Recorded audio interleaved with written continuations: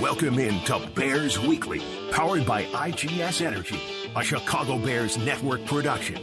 Bears Weekly is brought to you by Advocate Healthcare, Athletico Physical Therapy, CDW, Connie's Pizza, IGS Energy, and Miller Lite. Here are your hosts, Jeff Joniak, a.k.a. the Mayor of Bearsville, and his sidekick, Tom the Surfmaster Thayer.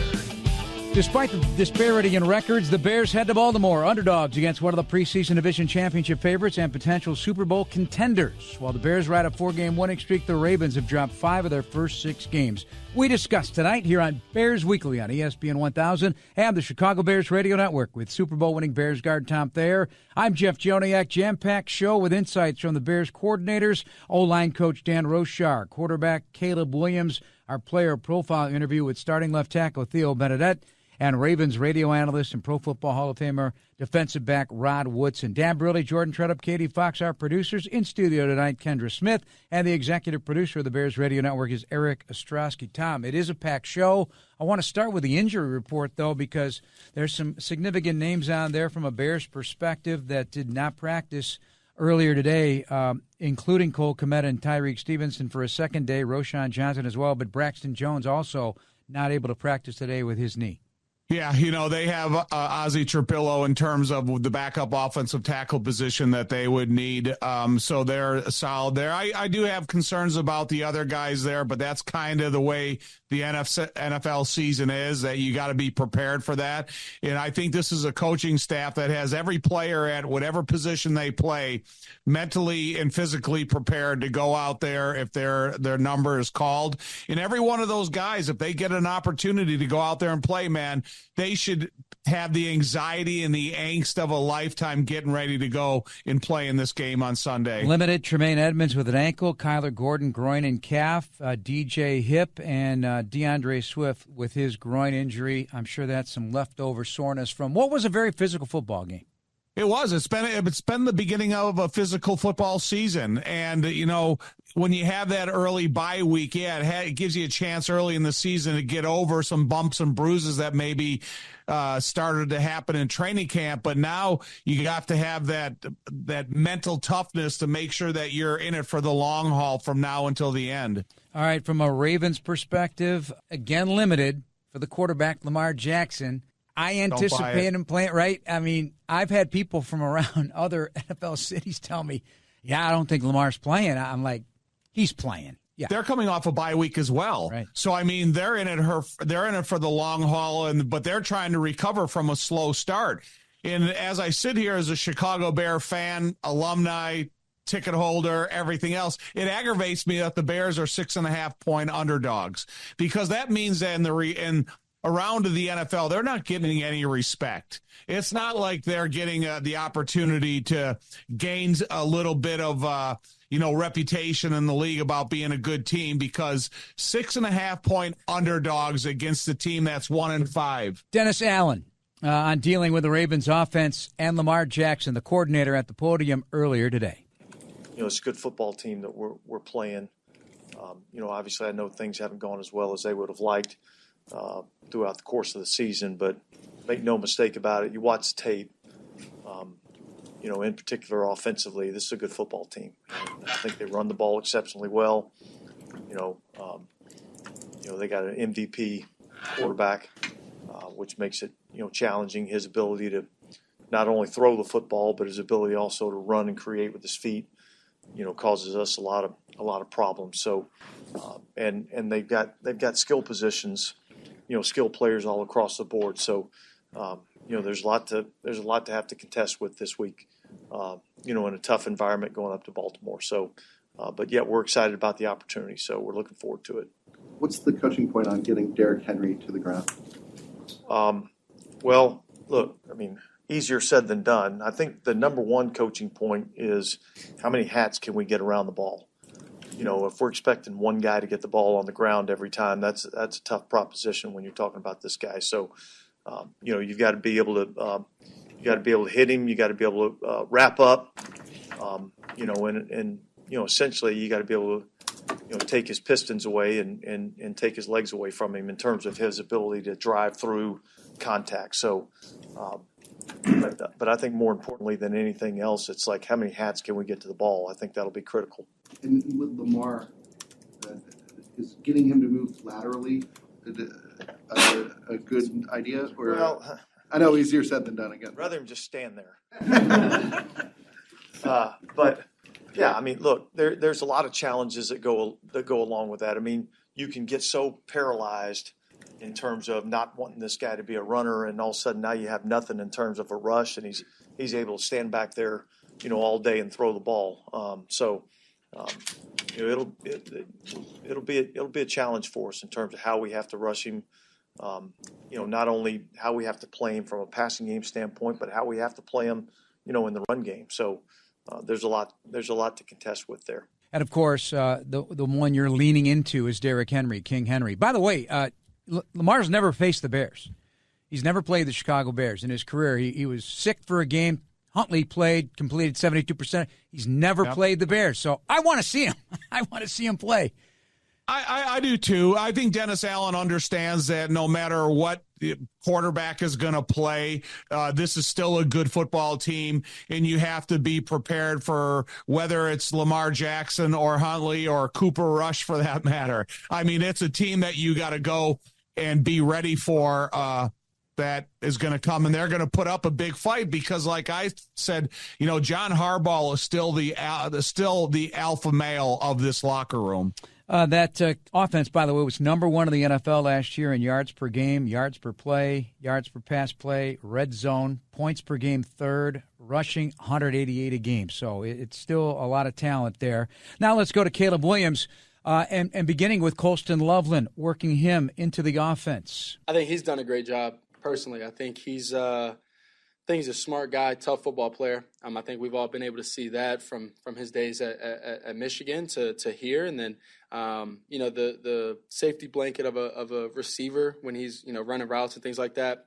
That's how it feels when I'm back there, and so we've had back-to-back games and big moments where the ball has gone to him, and so I think that's just kudos to the type of player he is, how smart he is, how good of a athlete he is, and obviously how much he's been trying to get on the same page with me, and I think that's just going to keep growing with our years here together.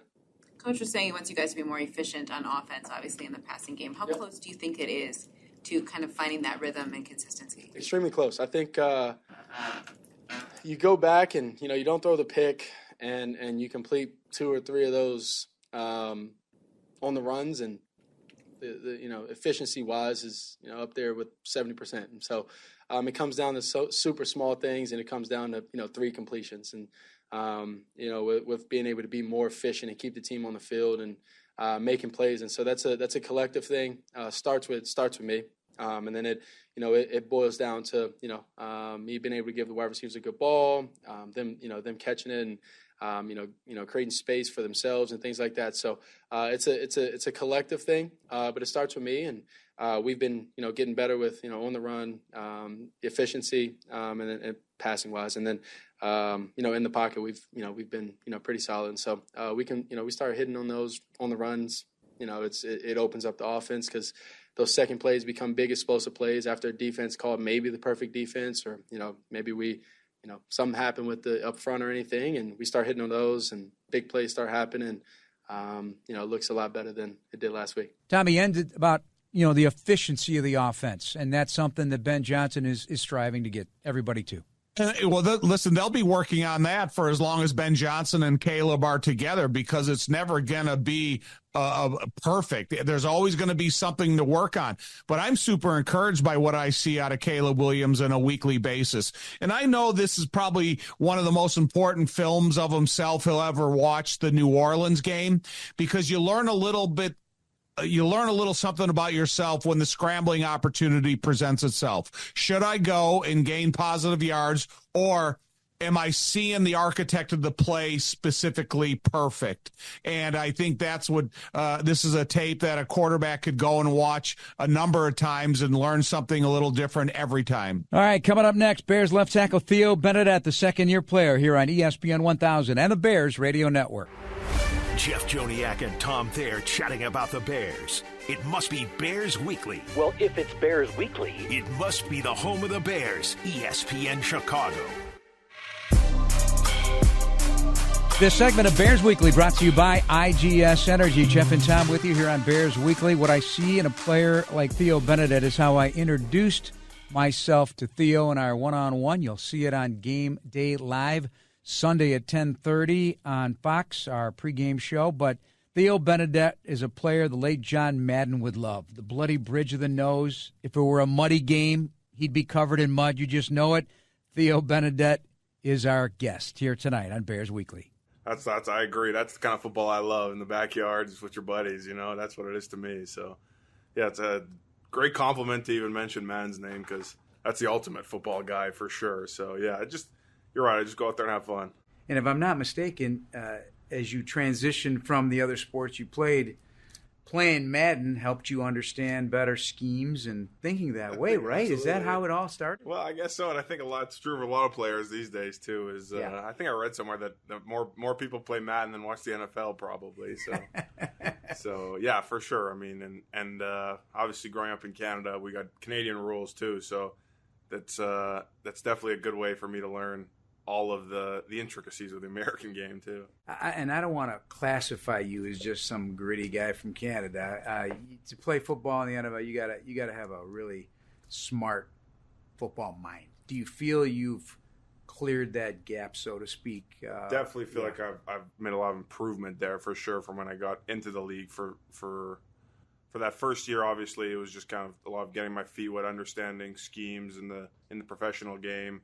And how different that all was. And I think coming into this year, having that year of experience and understanding under my belt allowed me to play a lot faster, not have to think so much, obviously, and just go play. So, yes, I feel a lot more confident there. And been around some great veterans so far in my career. Joe, Coleman Shelton last year, Drew, obviously, are really some of the smartest football players I've met. So there's kind of a trickle-down effect there, just listening to the questions they ask in meetings.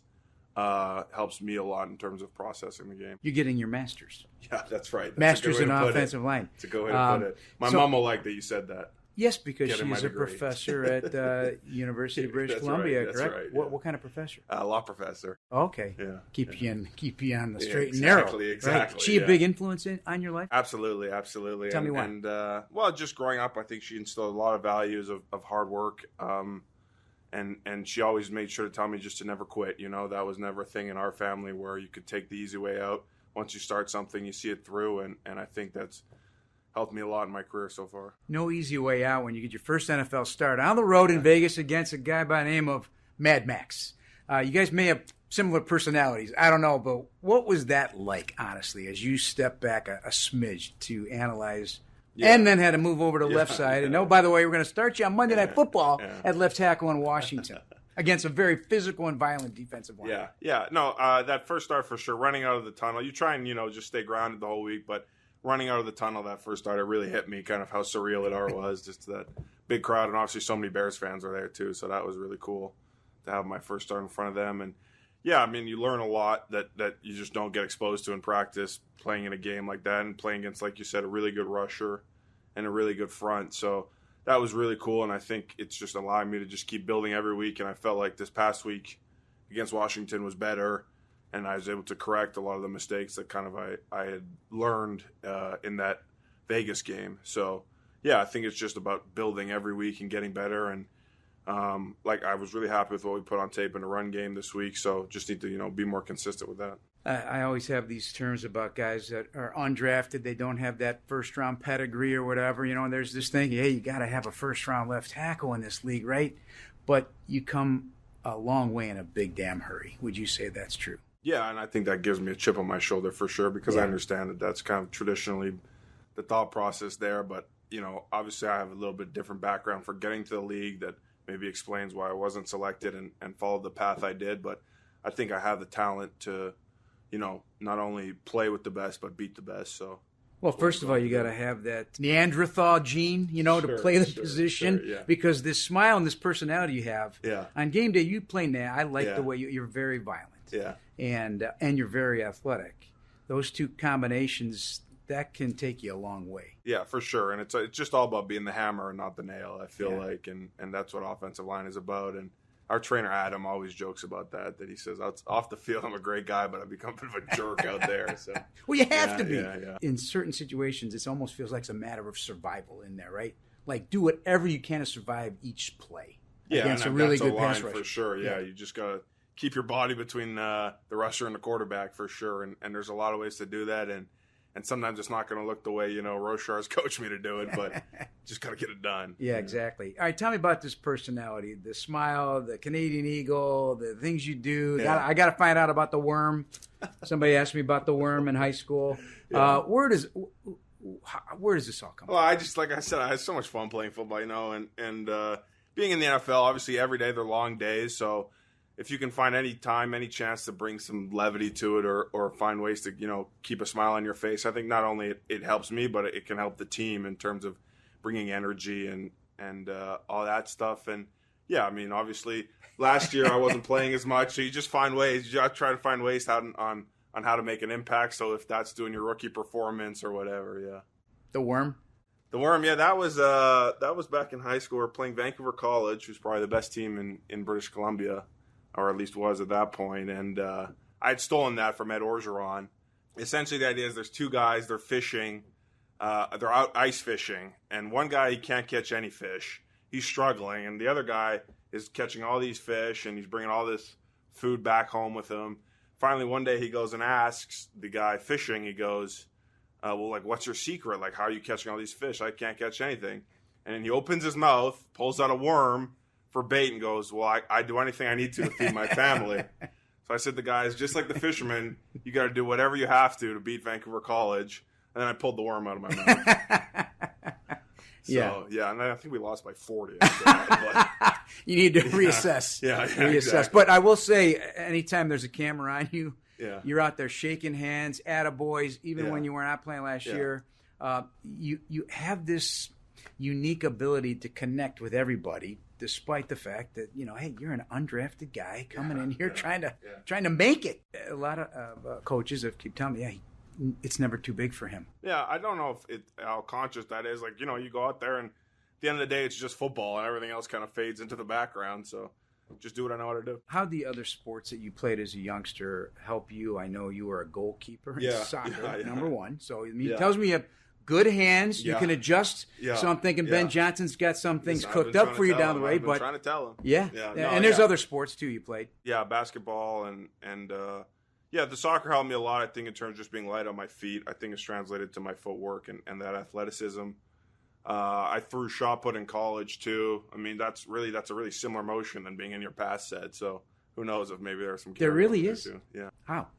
Well, I've shot put. It's all you're driving off this front leg and trying to drive into the throw, and that's what you're doing in pass play. You're driving off this leg into your set. How much have you gotten stronger since you've gotten the NFL? Yeah, I probably put on about 10 pounds from when I first got in the league, and I think it was 10 pounds of good weight of muscle, and I think that's helped a lot in terms of my anchor in pass pro, which just obviously allows the coaches to trust you out there. Here's what I learned about people in like yourself during the COVID era, whether it be high school, college, or the pros. They got creative. Guys were building gyms in their garages or whatever the case. Yeah. I know that you and your buddies were running a big hill over there in Vancouver, North Vancouver, I think is where you're from. Yeah.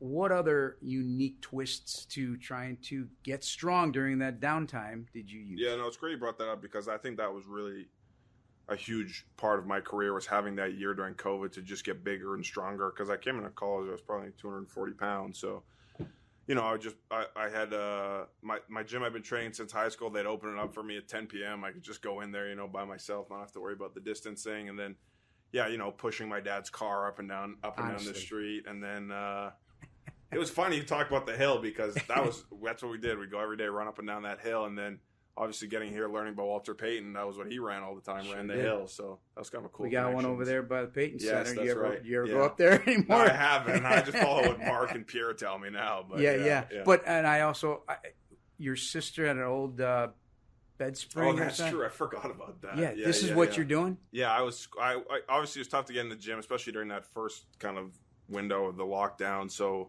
yeah, my sister had an old bed frame, so I was squatting that find some way. Yeah, forgot about that. Oh, my gosh. You're going to have a long career, and you are going to be a great storyteller. Enjoy every aspect of this. Thanks for your time. Thank you. Appreciate you saying that. Thank you. Yeah. All right, coming up next, we will look at the Bears' offense and how it's leaning into the run game. This is ESPN 1000 and the Bears Radio Network. This is ESPN Chicago, WNVP, WTBC, HD2 Chicago, a Good Karma Brands radio station. Welcome back to Bears Weekly on the Bears Radio Network. Here's your host, the voice of the Bears, Jeff Joniak. This segment of Bears Weekly brought to you by Athletico Physical Therapy. Visit athletico.com to request an in-clinic or virtual appointment and start feeling better tomorrow. Jeff Joniak and Tom Thayer, the Bears running game coming alive here the last couple of weeks with everybody's attention around the league too, Tommy. DeAndre Swift with back-to-back 100s and Kyle Monangai emerging. What have you appreciated about each of these backs in the last few weeks?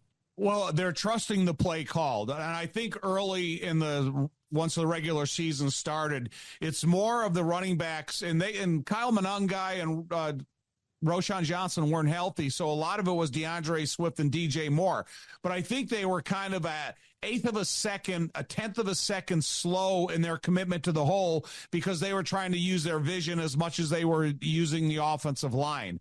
And I think a couple weeks now into this, they are rolling, and they have Monangai, and they have Roschon, and they have DeAndre Swift. And they are trusting the hole called out of the huddle. And they believe if they hit that hole full speed that they're not going to have any contact till they get to that second or third level, and they're adding more yards after contact. So I think it's incredibly important for this the running back room to get to know their offensive line. And that offensive line is coached by Dan Rochard. Brought up the play of Drew Dahlman, the starting center. It's significant. Jeff, he's so dialed in.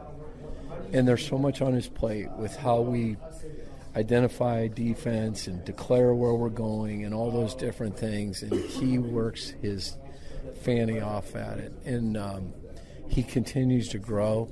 The last couple weeks we've gotten going in our wide zone schemes, and he thrives in that. There was a lot of things that he wasn't asked to do in Atlanta that he's asked to do in this system. And you see the growth weekly. Those areas are improving. He comes in, we watch film, and then he's quickly on preparing before we even start the game plan of what those challenges are to come. So his growth is as you've noted, is improving. It's a credit to him. But the other thing that you see is he's quietly becoming a leader. Probably one in all the things that he's directing and guiding, but the second thing is how he's playing right now. Guys are seeing him run to the football, run or pass. He's covering, and it makes us better. With Drew, there's been a couple of play-action plays where he spins out and hits the edge defender. Mm-hmm. Like, how would you describe how difficult that is and how special that is for a center to be able to do that? It's unbelievable. To have your back to what becomes a potential rusher, be that a pressure player and or the end-man line of scrimmage, be able to find him, that's not an easy task. And you know, any one of those inside guys could assume that role based on what the defense does. But when Drew, the other night, he did a heck of a job finding Chase and then being able to get on and mirror. So that was really good. Rochar really likes the way this player is developed, a veteran who is doing things here that he didn't necessarily do in Atlanta. I think that says a lot about Drew Dahlman, because you're with the team for a long period of time in the NFL, and then he talks about growth and leadership. And those are the two things that you really want out of a free agent at a position that's so important on the offensive line, especially when you're bringing in a new system and a quarterback that's going to be in the system for the first year. And I really like Dan Rochard and everything that he's talked about in the short time that we've gotten to know him. But when you talk about a guy like Drew Dahlman who's showing leadership, it says a lot about how they respect the offensive line coach. And you can't leave out Joe and Jonah you know, Darnell, all the guys up front. He said a word on Darnell as well, dealing with that right elbow. He's got it in a brace. He says he's not utilizing that arm to the extent he'd like him to, and he'd like to avoid him going wide and keep it inside. Well, that's all you want. You want to work your hands to the inside framework of the body. But those elbow braces are really uncomfortable. You don't have the flexibility in that arm that you have when you don't have an elbow brace on. So I've really been impressed with Darnell in the way he's played with that brace on for a couple weeks. So kudos to Darnell. They're allowing 4.82 a carry on first down in the running game. That's 24th in the NFL. They're allowing 8 rushing first downs per game. That's tied for 26th. They've given up the first most red zone points in the NFL, 165. Not stout at all. And they're getting run over in the second half, giving up points, tied for 31st with 117. That doesn't mean it's going to happen every week moving forward or Sunday when the Bears meet them. But when you watch tape, do you see them missing some of their key talent? They're not getting sacks, and they're not taking the ball away. Yeah, they only have 8 sacks, and 2 of them are on IR. Yeah. So that means they only have 6 active sacks that are going out there in the lineup. They're not pass rushers, but they're also not escape artist. So you can create some confrontations at the line of scrimmage, and then if you give a running back just a hip of an opening where the defensive lineman is not going to cross his face, then there's an option to get to that second level, and you're getting to really undersized linebackers when you talk about Roquan Smith, 6'1", 235, and Buchanan, 6'2", Van Noy is, so if you get to these linebackers with a running start because you can create a confrontation on the line of scrimmage where the defensive linemen don't have great escapability, you can turn that into that successful 4-point plus yards running game that we desire, or I desire. Yeah, and against the Rams, though, they started running a bunch of simulated pressures, and they had some success, blitz execution, so that's where you bring in the other guys. Hamilton for one of them.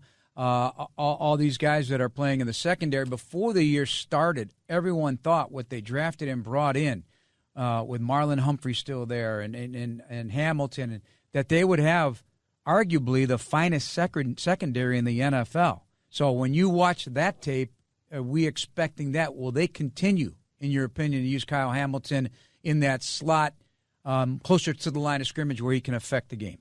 Yes. That's one thing you talk about as an offensive line, as as tight ends and running backs. When you get in your stance, you better keep your head up, because you're going to have peripheral vision, because these guys aren't all going to line up over the top of you and rush from there. You're going to have defensive backs that are sneaking up the line of scrimmage and coming from the outside edge. You're going to have second-level linebackers who are going to come and they're going to blitz, and you're going to have a guy like Brent Urban who's going to drop off into a zone-type scheme where they're bringing unsuspected blitzers, and then they're dropping off unsuspecting linemen just to try to get in a passing lane. So they have a big variety of pass rushing plays, and just the different angles they come from. So you better have your head on a swivel. And we haven't even talked about Roquan Smith, 5-time All-Pro. Yeah. He's a tackle machine, but, a lot of the reputation that Roquan Smith got is he makes a lot of tackles, but they're 4 to 6 yards downfield. If Roquan Smith is making tackles 4 to 6 yards downfield, then to me, that's a win. Up next, Ravens radio analyst Rod Woodson, the Hall of Fame defensive back, next on ESPN 1000 of the Bears Radio Network. Bears. It is good! Bears Weekly. Time expires! A deep dive into all things Bears. And the Bears win! With Jeff Joniak and Tom Thayer, this is the home of the Bears, ESPN Chicago. Bears Weekly is brought to you by IGS Energy. Jeff Joniak, Tom Thayer, Fort Wayne, Indiana, Purdue, Steelers, Ravens, 49ers, Raiders, coaching, NFL Network. You name it, he's done it. Rod Woodson, now the radio analyst for the Baltimore Ravens, our guest tonight. How have you enjoyed being an analyst for the Ravens? Well, this year's been a little frustrating. They're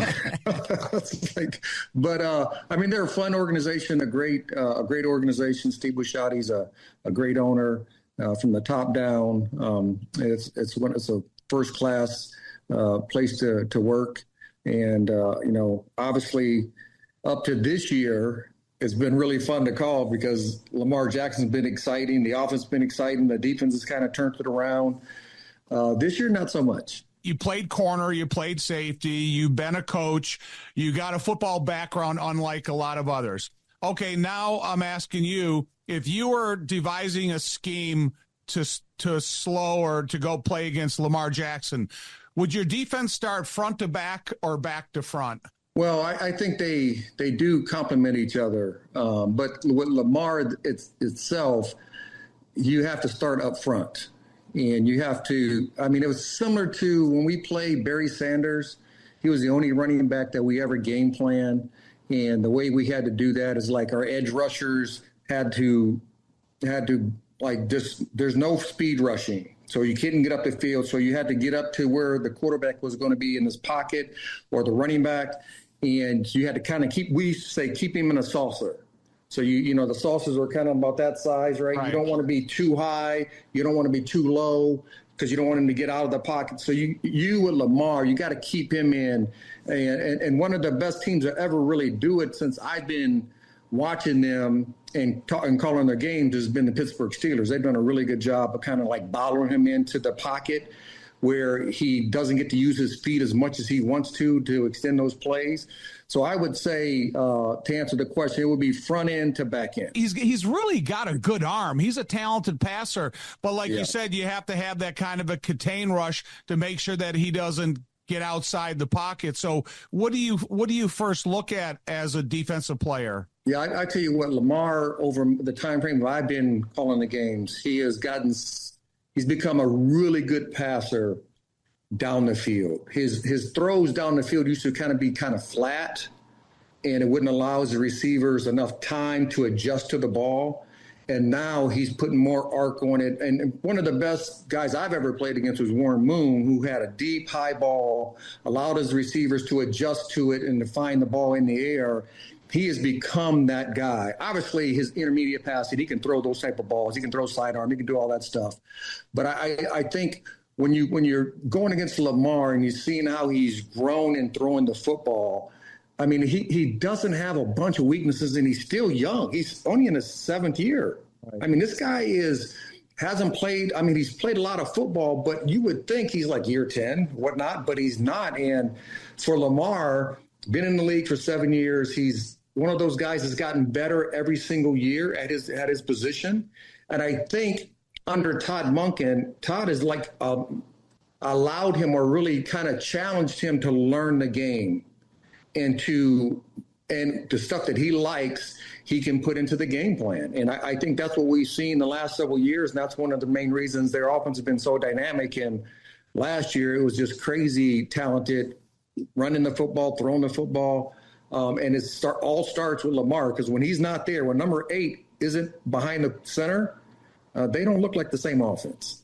4-12 without him in his career. So, yeah, that's significant. Rod Woodson, our guest. So you're talking quarterback on Lamar. Now, as you have your eyes on Caleb Williams, I keep calling these breadcrumbs. I see breadcrumbs to success. The running game's getting better. Caleb's getting better in situational football across the board. His quarterback rating's up over 100 and so many things, but there's still so much more. And I know Ben really wants what Lamar has, like 70% completion percentages on a lot of situational football. It takes time to get there, though, doesn't it? And I know Bears fans are only looking at this from a 22-game perspective of Caleb, but what's your thought? Yeah, I mean, listen, Caleb Williams is very talented. He's very Lamar-ish. And Todd Monken had to challenge Lamar to make him go to the next level. And I think all players, I mean, I was challenged by a guy named Rod Rust when Rod Rust came into the league, and he challenged me going into my 3rd year, like, to be better just as the athlete, like to learn the game. And those coaches, the Ben Johnson of the world, they make the best player. They they're what Caleb Williams is. They're asking him every single day to be the best version of himself daily. And how do you do that? You learn, you grow, you make mistakes, but you allow the mistakes to be made as long as they're not repeat offenders. And you've seen that the last 4 weeks. They have played really good collective football across the board. Not so much the first 2 weeks, but the last 4 weeks is like, and I think if people are starting to watch him from the outside in, they're saying, Oh, yeah, we've seen that in college. We've been waiting for that here in the league, and we're starting to see that. And I think that's because Ben has challenged him to kind of grow. And the same thing is like Todd Monken challenged Lamar when he first came in. Rod, you had 71 interceptions, if I'm not mistaken, in your great career, and 24 fumbles, along with 12 interceptions for touchdowns. Right now, because of what the Bears are doing, taking the ball away, leading the league, this town's in a frenzy. And some people say it's luck. Al Harris, the defensive back coach, former NFL player and an All-Pro himself, shakes his head. He says, no, it's a mindset. Where do you stand on that? It is a mindset. It's a mindset, but you work on it daily. You work on it weekly. If you don't do that in practice every single day, you're not going to do it in a game. I don't care what the coach says, right? So if it's not emphasized in practice daily, and if you're not doing drills to look at that daily, then I don't care what you want on game day. It's not going to happen. So that's something that's emphasized. Obviously, there is emphasized. We know Al Harris. I mean, he did it quite a bit. And you look at even last week with Chicago, how they go about trying to get. They're not scared to put their foot in the ground and go get an interception. That's the first thing. Secondly, they're not scared to punch at the ball when they're in traffic. That's the second thing. So, you as a defender, I love seeing that stuff because it's being taught by the coaches and the players are taking ownership and saying, you know what? The more often we can get the ball and give the offense a short field, the likelihood they can score it makes it easier. Tom, enjoyed that conversation. It was part of our Bears Etc. podcast. It's a much longer version on that. Check that out wherever you get your podcast. But I do love the tie into Chicago. Loves that Garrett popcorn. Grew up interested in the Bears. And you had that game against him that we talk about on the podcast, Mike Singletary's final home game in Chicago. He was on the field against you. He had 2 sacks. I don't think you gave him up, though. Not off of me. Rod's the type of guy that he has a 2-page resume in terms of his football accomplishments. And he's a super intelligent guy. And it was nice to be able to pick his brain how he would coach against Lamar Jackson. I thought those were great questions. He was by upfront you. and honest. Yeah, great questions by you about that from a different eye. Yeah, because a lot of times you're not going to get that honesty giving away trade secrets, right? Not from the eyes of a guy that converted from cornerback to safety and just has the Hall of Fame experiences that he has. Coming up next, we visit with Richard Hightower and Declan Doyle and Tom's thoughts on our final segment here tonight on Bears Weekly on ESPN 1000 of the Bears Radio Network. Bears Weekly is back, and so are Tom Thayer and Jeff Joniak on ESPN Chicago. This segment of Bears Weekly is brought to you by Athletico Physical Therapy. Visit athletico.com to request an in-clinic or virtual appointment and start feeling better tomorrow. Counting you down to Bears and Ravens Sunday in Baltimore. First of 2 in a row in the AFC North. Will be at Cincinnati the following week. Richard Hightower preparing for such a battle in Baltimore. Pleased with the way his special team unit is performing. Anytime somebody makes a play, I feel like others want to feed off of it. And it's our responsibility on special teams to create momentum for the defense when they charge out on the field. I know Jaquan Brisker and Byard and all of those guys, Tremaine, they love it when those hits happen. And you could just see how they run out on the field. So I tell those guys that's our responsibility. You have a huge return, and how do they go out on the field? They go out the field not as fired up as they would be if you tackle them at the 20-yard line. What did getting Travis back into that special teams unit provide that was missing? Yeah, Travis is a phenomenal leader, first of all. Travis has been locked in the whole time. Even when he wasn't able to practice, Travis was in my office every week going through everything like he was playing. Quarterback of the punt team, so he's looking at all of that stuff every week like he's playing. Coming in with rushes, are we seeing this one in practice? Are we seeing that one in practice? Consummate Pro has probably his leadership has probably rubbed off more on those younger players like Blackwell early on, Hardy, helping all of those guys develop. I could sit up here and talk about Travis Homer forever, honestly, but you never really would know the value of him if you weren't around him every day. But I don't have the words to justify how valuable he is to our unit. I don't have the words to speak on it. That's what Richard Hightower, I think he understands the responsibilities of the special teams a lot like John Harbaugh did, because he talks about creating field excitement for the defense and the offense when they have a good return or they limit the success of a kickoff return. And I think that's an important role to play, because I really think the instigators of excitement on a football team are the guys in the special teams. And we've seen it out of Hardy. He talks about the importance of Travis Homer. So I'm all for this group that Coach Hightower's put together. All right, let's circle back to offensive coordinator Declan Doyle, who's asked about the Bears' run game and where it's at. Physical on the perimeter. Our tight ends are blocking well, and our O-line is in concert. They're communicating well, and obviously that's showing up. The backs, I think the two backs, ran extremely hard. Three backs, ran very hard, and they've done a good job of kind of bringing to life the things that we've been, really preaching ad nauseum, since the beginning of the season and since we got here. How delicate of a balance is it for what Ben Johnson said? You don't want to neuter Caleb Williams' ability to field the pocket, know when to run, while also trying to get those completions and play in system. Yeah, I think it's a healthy balance. It's one of those things that I talk about all the time, but like each play is its own play, and so it's case by case. However, you want to try to give him some guidelines as far as, hey, you break contain. This is what we're thinking. This is what the plan of the receivers should be in order to create the correct spacing so that we're not running into each other, things like that. So they're really more contingency plans so that when that second act starts, he knows exactly where he needs to go with the football. You want to encourage him to be aggressive with it because he is very talented in that area. And yet at the same point in time, we want to make sure we're staying, on the rails or within the realm of, what we're asking of him and the wideouts as well. Declan, when you guys are in the red zone, how can Caleb use his mobility to kind of help solve that math problem of the 12th defender? Really it's we're always planning, especially in the passing game. It's like, hey, here is primary. All right, here are your contingency plans. Here's your progression. And then when that play breaks down, really it becomes that second act that we've been talking about. But his mobility has to come into play. I think I said it before, but quarterbacks are erasers at times of whether that's a game planning error or they're playing something different than we maybe would have thought.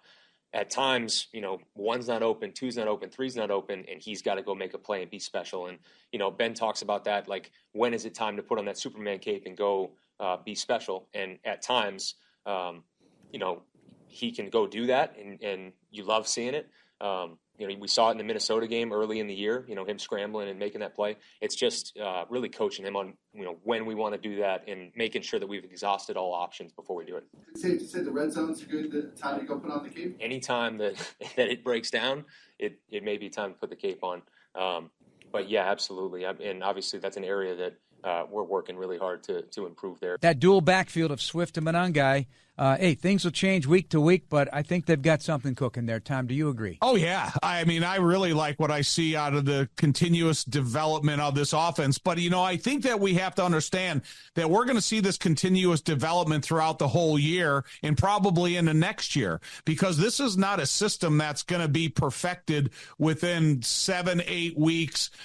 It's going to be something that's going to take time. But I like Declan mentioning the relationship between the offensive line and the tight ends and what an important role that they're playing in the success of this offense.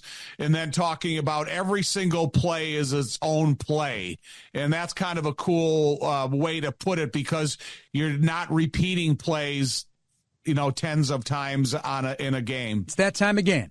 It's time for Tom's thoughts. I'm going to start you out with size-wise. What you got? So size-wise is, and we are talking a little bit about this, is the size of some of these guys up front on the offense and defensive line. So if you have guys that are 370, 365, that are huge like this, if you're an offensive lineman and you're, giving up 60 pounds, you don't necessarily have to get tremendous movement. All you have to do is create a stalemate. If you create a stalemate, that's going to be a winning block for the offense to take advantage of. And then on the other side of the ball with some of their big defensive linemen, if you just don't get, for their big offensive linemen, if you don't get pushed out of the way. So I'm looking at the offensive line and the defensive line. It's going to be a bale of stalemates. And if the Bears win the more stalemates, they're going to win the game. Don't offer the king, and I'm assuming this is regarding Mr. Henry. Yes, and Dennis Allen addressed King Henry, and he's an incredible running back, but you can't offer the King opportunities because you're thinking about a pulled hamstring by Lamar, or if they play Tyler Huntley. If they don't have the athleticism at the quarterback position, then don't put it into the hands of Derrick Henry, and you got to surround him with all of the troops. Depth and special, what are you referring to? Okay, you read the injury report, right? Yeah. So if some guys get an opportunity to play for their first time, or they get an extended time of playing because of this injury reports, now we have to look. They're like the weather reports of modern day television. They make you worried about the weekend. So now you have these injury reports, and there's going to be someone that's going to emerge when their opportunity is presented, when they know going into the week that they're going to have to go in there and give a full week, a full game performance. Someone on the depth chart is going to show something special. Speaking of weather, Coach Hightower tells me light rain till 5 o'clock in Baltimore on Sunday. Yeah, I was looking it up today. I kind of just thought it was going to be cool and cloudy, so we'll see what happens. Yeah, we've had a string of them, and the best is yet to come. They tell us we're going to have a lot of snow this winter. So that's what everybody is projecting anyway. All right, Tom, that's it for us. Thanks, everybody, for listening. Thanks to our producers and, of course, Kendra Smith. This has been Bears Weekly on the radio home of the Chicago Bears, ESPN Chicago. National coverage begins next with Amber Iridian. Have a good night, everybody. Thank you for listening to the Chicago Bears Network presentation of Bears Weekly, hosted by the Mayor of Bearsville, Jeff Joniak, and Surfmaster Tom Thayer. Podcasts are available on the Chicago Bears official app, brought to you by Verizon and Apple Podcasts. Bears Weekly has been brought to you by Miller Lite.